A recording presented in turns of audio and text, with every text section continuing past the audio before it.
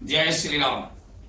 स्वागत है आप सभी का आज आपके इस प्ले चैनल पर फिर एक बार। आज आपको एक बहुत ही प्रेरणादायक कथा सुनाने जा रहा हूं। कथा है श्री राम की। राम भगवान के पुत्रों की, लव कुश की। आपको पता ही है, भगवान की एक बहन थी जिसकी शादी हुई थी महान तपस्वी ब्रह्मर्षि संगी ऋषि के साथ। इसलिए संगी ऋषि जो थे लव कुश के फूफा हुए।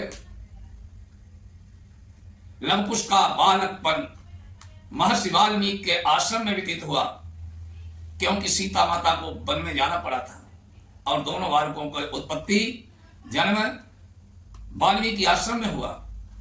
महर्षि वाल्मीकि ने वेद विद्या, शस्त्र विद्या अच्छे तरीके से दोनों बालकों को सिखाई और श्री रामायण जी जो महर्षि वाल्मीकि ने लिखी वो भी कंठस्थ कराई। भगवान राम के जीवन में भविष्य में क्या होने वाला है, पूर्व में क्या हुआ, सारी कथा महर्षि वाल्मीकि ने पहले ही लिख के रख दी थी।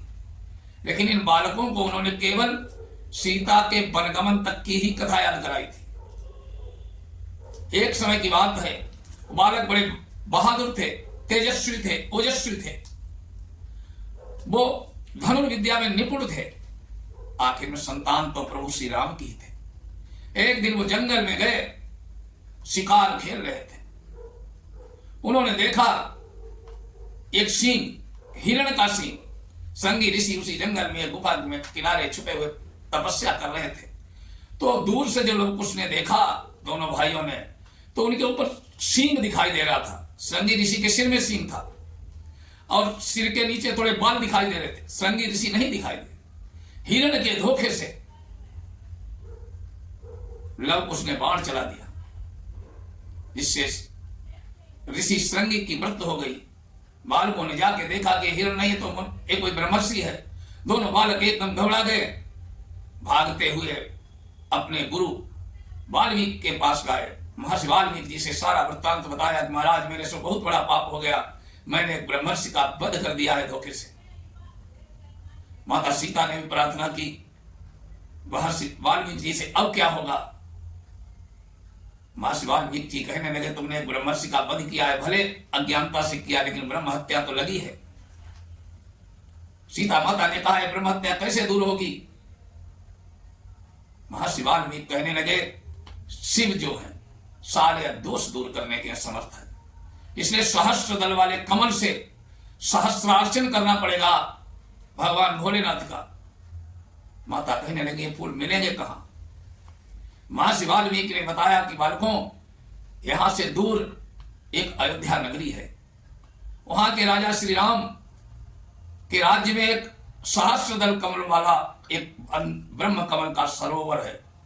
उसमें लाखों ब्रह्म कमल लगे हुए हैं, जिनमें 1000 पंखुड़ी होती है। आप अगर ला सकते हो तो उन्हें लाओ, वही एकमात्र उपाय है आपकी ब्रह्म हत्या को दूर करने का। लव कुश कहने लगे, गुरुदेव कितने भी पहरेदार हो, फूल तो मैं लेके आऊंगा।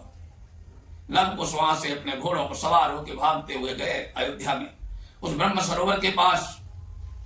वहां कई चौकीदार थे, पहरे थे, उनसे उन्होंने रोकते हुए भी हजारों फूल तोड़ लिए।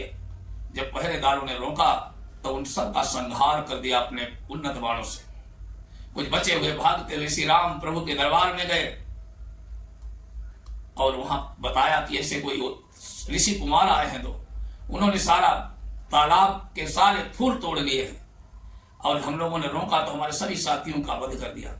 शत्रुघ्न जी ने जब ये बात सुनी कि हमारे ब्रह्म सरोवर के ब्रह्म कमल तोड़ लिए ऋषि कुमारों ने, तो उनको दंडित करने के लिए जाने लगे। प्रभु ने कहा कि शत्रुघ्न, उन बालकों को मार करके भी तुम्हें क्या मिलेगा। बच्चे हैं, तेजस्वी हैं, लगता है ऋषि कुमार हैं, इसलिए उन्हें जाने दो, उनके पास मत जाओ। वो ब्रह्म कमल लेकर के दोनों बालक महर्षि वाल्मीकि के आश्रम में आए। महर्षि वाल्मीकि जी ने उन 1000 ब्रह्म कमल से भगवान शिव का सहस्रार्चन किया और लव उसको ब्रह्म हत्या से मुक्ति मिली। ये किताब क्योंकि रामायण सतकोटि अपारा, ये कथा भी एक रामायण की ही है। उसका पेज जो है इसके साथ इसलिए लगा दूंगा क्योंकि प्रमाण के तौर पर ये कथा है, कोई कपोल कल्पना नहीं है। प्रभु श्री राम की कथाएं हैं, हरि अनंत, हरि कथा अनंता। अच्छा है, ये कथा आपको पसंद आई होगी। ओम नमः शिवाय, जय श्री राम।